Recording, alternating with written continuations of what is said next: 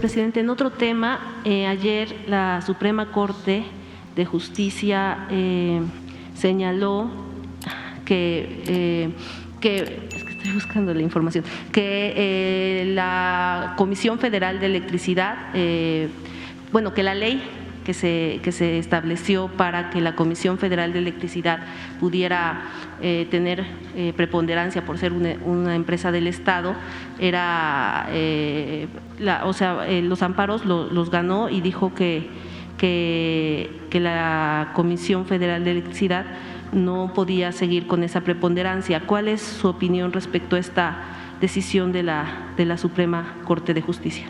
Pues son dos cosas, ¿no? Una, que con la reforma energética, como ese era el distintivo del gobierno de entonces, como de todos los gobiernos neoliberales, se modificaron las leyes, se reformó la Constitución para darle el mismo tratamiento a las empresas particulares, sobre todo extranjeras, que a la Comisión Federal de Electricidad. Incluso hasta más privilegios para empresas particulares, como Iberdrola, por ejemplo, que a la Comisión Federal de Electricidad. Algo que nunca había sucedido, porque la Comisión Federal de Electricidad es una empresa pública, se nacionaliza en 1960 la industria eléctrica para garantizar a los mexicanos el derecho a la electrificación. Se avanza por eso desde el gobierno del presidente López Mateos en la electrificación de todos los pueblos de México, cosa que no iban a hacer las empresas particulares. Por eso, hasta en los pueblos más apartados hay energía eléctrica, porque fue una decisión que tomó el presidente López Mateos.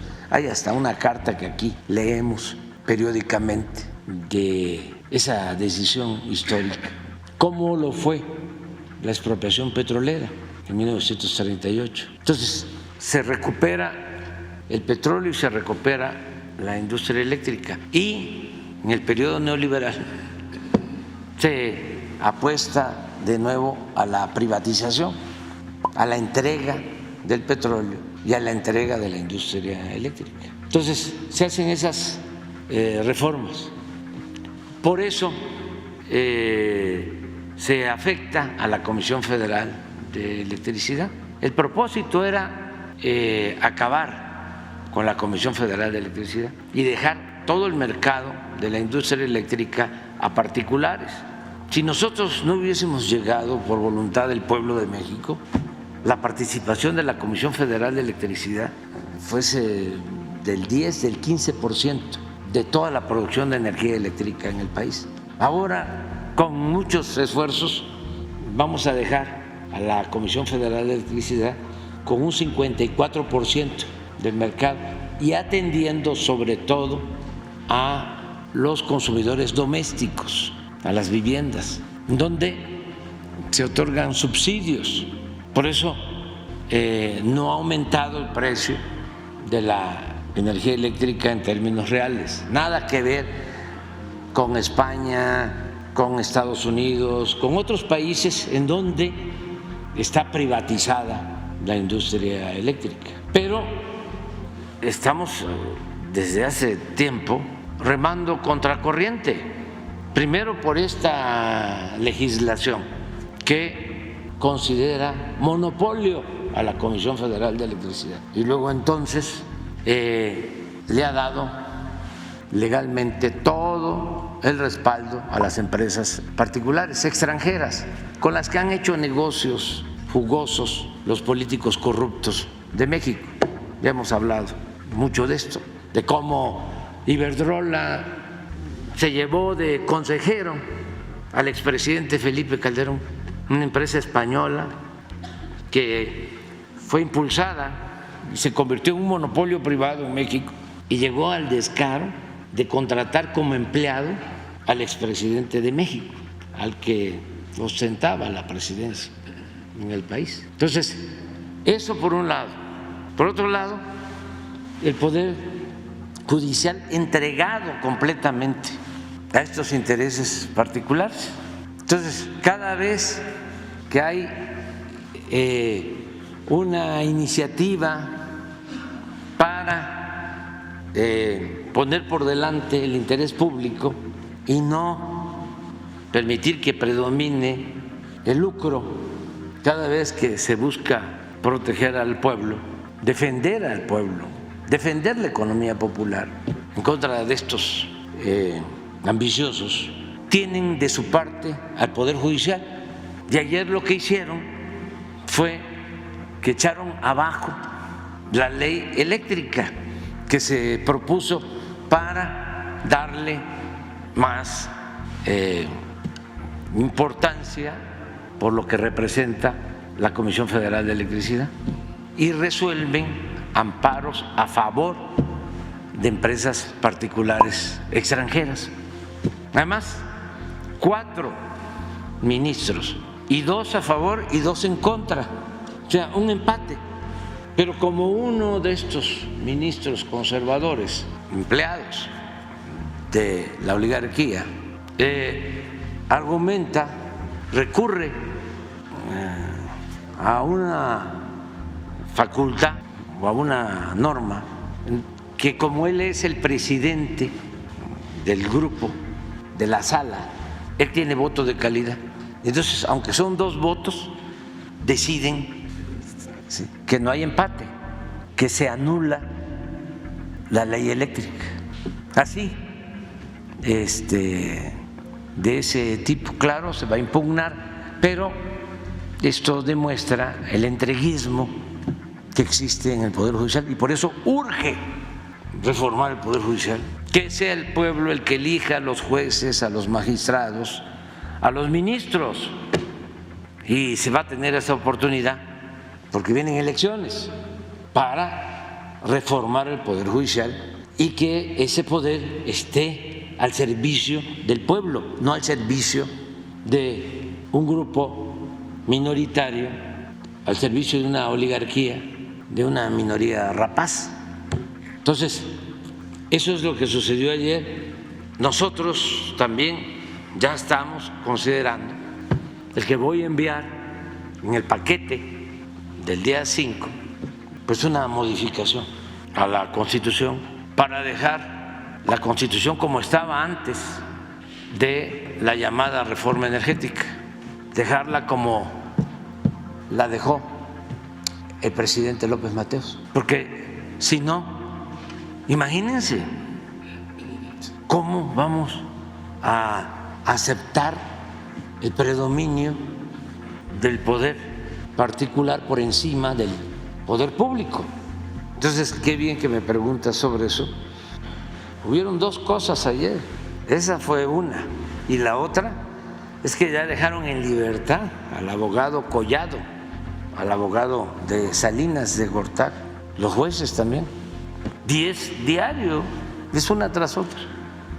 Ya está podrido el Poder Judicial, o para no decirlo tan fuerte, está secuestrado por la oligarquía, está al servicio de una minoría rapaz. No ayudan en nada al pueblo, no representan al pueblo de México.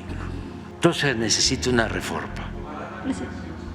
Sí, la Fiscalía tiene un plazo, igual en este otro asunto, pero no hay que entusiasmarse mucho porque son los mismos. Acuérdense lo que sucedió cuando se establece que nadie puede ganar más que el presidente. Está en la Constitución, en el artículo 127, y ellos están obligados a cumplir, a respetar, a hacer valer la Constitución, se amparan o utilizan un instrumento legaloide para violar la Constitución. Y así lo mismo cuando se decide en la Cámara de Diputados, que es el poder que aprueba el presupuesto, es su facultad exclusiva de la Cámara de Diputados, aprobar el presupuesto, y deciden que ya no iban a tener en el Poder Judicial 15,000 millones de pesos para sus privilegios de los ministros, se amparan y queda sin efecto la decisión del Poder Legislativo. Es como un supremo poder conservador. Por eso hay que buscar la reforma a la Constitución, regresar el espíritu, la letra de la Constitución que surge de la Revolución de 1910 y que se aprueba en Querétaro el 5 de febrero de 1917, que es lo que voy a hacer, porque durante todo el periodo neoliberal, ya lo hemos visto aquí, hasta podríamos, para que asista a la sesión correspondiente e emitir, beneficiar a minorías y para legitimar el saqueo, el robo de bienes del pueblo y de la nación. No hay nada en los 36 años del periodo neoliberal que hayan hecho en favor del pueblo. Por eso me dio mucho gusto ayer que los del PRI y hasta los del PAN, fíjense a qué nivel de desesperación o lo que hace la temporada electoral. Ellos reformaron la Constitución para quitarle derechos a los trabajadores en cuanto a sus pensiones. Primero Zedillo y luego Calderón. Esas reformas a las pensiones significaron de que el trabajador al jubilarse iba a recibir menos del 50% de su salario. Y ahora que vamos a presentar las iniciativas, vamos a cancelar esas leyes. La ley Zedillo en pensiones y la ley Calderón en pensiones. Una para los trabajadores del Seguro Social y la otra para los trabajadores del ISSSTE. Las vamos a cancelar.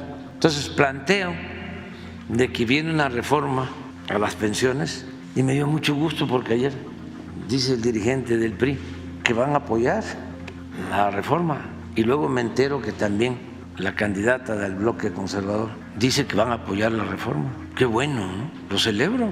Ahora, un conflicto de interés con esta nueva reforma que tiene que ver con fortalecer la industria eléctrica y las empresas públicas. Sí, fue presidente, precisamente la segunda sala de la Suprema Corte la que declaró inconstitucional esta ley de la industria eléctrica. Entonces, ¿ustedes pueden impugnar todavía?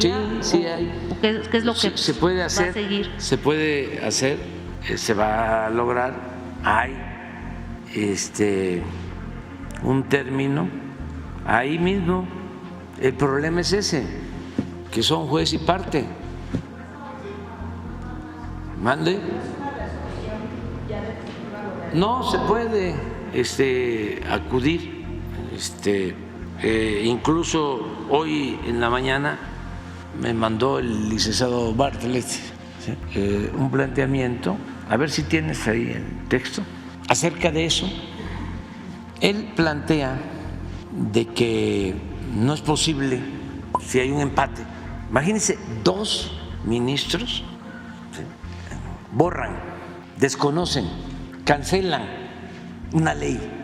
2. No es abyección, es que traición a la patria es un concepto de mayor rango, para no exagerar. Estas son acciones de traidorzuelos. O sea. Sí, esa es la opinión del director de la Comisión Federal. Informa a usted que el pasado miércoles 31 de enero a las 14 horas tuvo verificativo sesión ordinaria de la Suprema Corte de Justicia de la Nación que preside el ministro Pérez Dayán. El ministro Lainez, integrante de la segunda sala, se excusó para conocer y votar el proyecto propuesto por el ministro Pérez Dayán. ¿Por qué se excusó? Porque ya había estado él participando y se demostró que él tenía, y se excusó, pero ya con esto reconoce que en los pasos previos ya había él incumplido con los procedimientos. Una vez que tocó a los ministros y ministras votar por el proyecto que concedía el amparo a las empresas privadas contra la ley de la industria eléctrica, las ministras Yasmín Esquivel Moza y Lenia Batres Guadarrama votaron en contra de la propuesta del ministro Pérez Dayán. Por su parte, el ministro Luis María Aguilar y el presidente Pérez Dayán votaron en favor de la concesión del amparo a las empresas privadas. Entonces la votación terminó en un empate de 2 votos a favor y 2 votos en contra del proyecto que ampara a las empresas. El ministro presidente Pérez Dayán, de manera indebida, según el licenciado Bartlett, y contraviniendo el artículo 17 de la Ley Orgánica del Poder Judicial Federal, manifestó que al tener voto de calidad por ser presidente de sala, votaba en favor de su propio proyecto. Lo anterior es una flagrante violación al procedimiento que debe regir en caso de empate en una votación de sala, en atención a que debió turnar el asunto a otro ministro o ministra para que resolviera lo conducente, por lo que esta determinación será atacada mediante el recurso correspondiente. Por lo que me preguntabas si se va. Para su conocimiento transcribo el artículo 17 de la Ley Orgánica del Poder Judicial Federal. El artículo 17, las resoluciones en las salas se tomarán por unanimidad o mayoría de votos de las y los ministros presentes, quienes solo se abstendrán de votar cuando tengan impedimento legal. Si al llevarse a cabo la votación de un asunto no se obtuviere mayoría, él o la presidenta de la sala lo turnará a un nuevo ministro o ministra para que formule un proyecto de resolución que tome en cuenta las exposiciones hechas durante las discusiones. Esto es lo que dice la propia Ley Orgánica del Poder Judicial. Si a pesar de lo previsto en el párrafo anterior no se obtuviese mayoría al votarse el asunto, el presidente o la presidenta de la Suprema Corte de Justicia de la Nación nombrará por turno a una o un integrante de otra sala